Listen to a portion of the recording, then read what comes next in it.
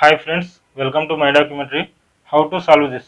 X square plus x minus 6 by x minus 2. So దీన్ని x minus 2ని డివైడర్గా రాసుకోవాలి. x square plus x minus 6ని డివైడెంట్గా రాసుకోవాలి. సో కోఎఫిషియంట్ ఏమొస్తుందో చూద్దాం. ఇక్కడ x స్క్వేర్ ఉంది, ఇక్కడ x ఉంది.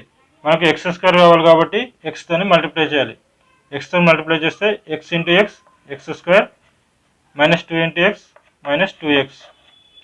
సో దీన్ని మైనస్ చేసేద్దాం. ఇది మైనస్ అవుతుంది, ప్లస్ అవుతుంది, ఇది క్యాన్సిల్ అయిపోతుంది.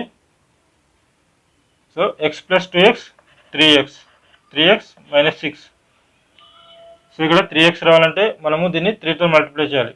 So plus 3 into x 3x, 3 into minus 2 minus 6. So minus చేసేద్దాం.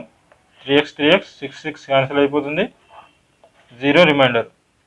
So answer x plus 3. Okay friends,